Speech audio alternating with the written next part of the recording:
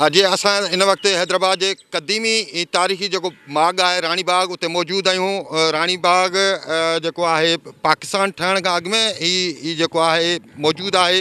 ही लॻभॻि 54 एकड़नि ते मुश्तमिल जेको रानी बाग़ आहे जंहिंमें मुख़्तलिफ़ शयूं आहिनि।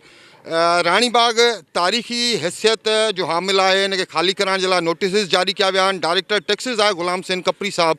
उन जो चवणु आहे त रानी बाग़ पब्लिक प्राइवेट पार्टनरशिप में हलियो वियो आहे। उन करे डिप्टी कमिश्नर हैदराबाद जी हिदायतुनि ते रानी बाग़ में मौजूदु जेके समूरा जेके चिड़ियाघर आहे, ज़ू आहे, चिड़ियाघर खां अलावा जेके कैंटीनूं, दुकान, होटल, फनलैंड इहे ख़ाली कराइण जा नोटिस जारी कया विया आहिनि। चवणु आहे त 31 जनवरी ताईं ज़ू, फनलैंड, दुकान, होटलूं ऐं कैंटीन वग़ैरह जेके आहिनि उहे ख़ाली कराइण जा नोटिस जारी कया विया आहिनि। हिन जो चवणु आहे त सिंध सरकार हीउ जेको रानी बाग़ आहे उहो PPP तहत कॉन्ट्रैक्ट कयो आहे। 3 सालनि ताईं कंस्ट्रक्शन जो कमु हलंदो, जंहिंखां पोइ इहो ठही मुकमल थींदो त इहो न रुॻो हैदराबाद जे शहरनि खे बल्कि पूरी सिंध जे फैमिलीज़ खे तफ़रीह जा मौक़ा मुयसरु कंदो।